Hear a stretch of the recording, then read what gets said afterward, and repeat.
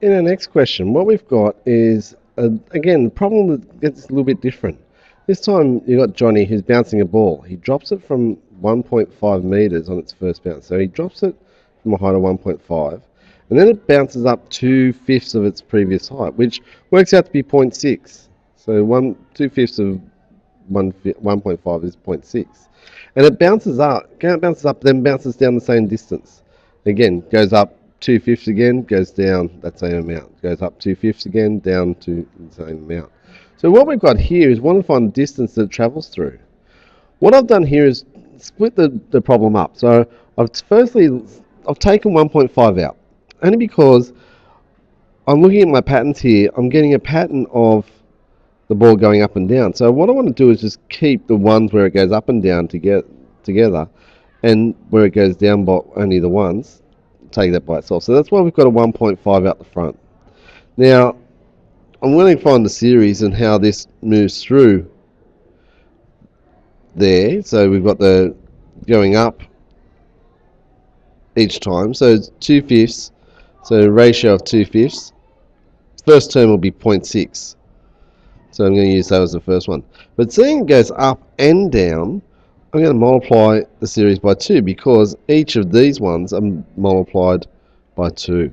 So that's where we get the 2 from, because the ball goes up and down, and that's a series of one of them. So 2 lots of them, 2 lots of the 0.6 divided by the 1 minus 2/5, 1 minus r. It's going to give us 3.5 meters. So again, a little bit of a different problem. You've got to treat it that way. Now, this is a past trial paper question. Now, in this situation, you're looking at the idea of how can we have a limiting sum for a series. Now, really, when I see students have problems with this because they don't realize what it takes to have a limiting sum. Now, if you remember what we said in the last video, the way we have a limiting sum is if our ratio is between -1 and 1. It's got to be a fraction. If it's not a fraction, we don't have a limiting sum. So there's the understanding you need to have, that to have a limiting sum, your ratio has got to be between -1 and 1. So if it's not there like that, won't have a limiting sum. So if we look at this series, 1x squared, it's not hard to see that first term's 1. The common ratio is x. So if the common ratio has got to be between -1 and 1, that means the common ratio in this case is x. X would have to be between -1 and 1. X has to be a fraction in this case. So there's the trick with that one. So it relies on having an understanding of what limiting sum is. So this question here, we've looked at finding 0.34 as a fraction before, but not through by doing it as a sum of a geometric sequence. So let's have a look. I want to firstly show that this is a geometric sequence and consider it as such, and find the first term in the common ratio. So if we look at 0.34, we can split that up to 0.34, 0.0034, 0.000034, and so on. And again, it goes on infinitely. I want to play around with this and say, well, 0.34 can be written as 34 on 100, or 34 on 10 squared. 0.0034 is 34 on 10,000, or 34 on 10 to the power of 4. And what we start to do is just try and make our pattern more recognizable. And that's all that's doing. So if 0.34 can be expressed in this way, and again, it's infinite. 0.34 is recurring, so it's an infinite sum in this case. So the idea is to look at and say, well, A is the first term, 34 on 100, but our ratio is going up by 1 on 100 each time. So each term is getting smaller, as we can see.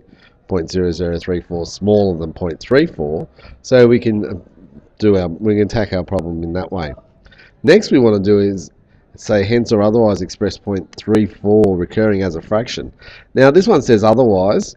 A lot of times our questions will only say hence, and this is where you've got to use all this to find it. Otherwise, if it says otherwise, you can go use another method, but I've used the idea of a limiting sum here. So 34 on 100 is the value of A, so there's A, and on 1 minus R, and R is 1 on 100 from what we had before.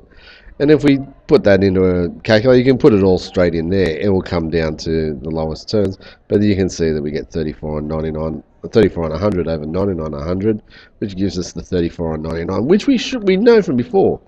0.34 recurring would give us 34 and 99. But this is how we can show that this you can express a recurring decimal as a fraction by using a limiting sum formula.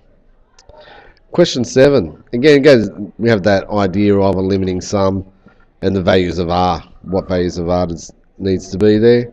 So if we have a look, a plus a r plus a r squared, which means that our common ratio is r in this case. And we know that, as we've said before, the common ratio has to be between -1 and 1. So it's one of those ones where it's calling on the understanding.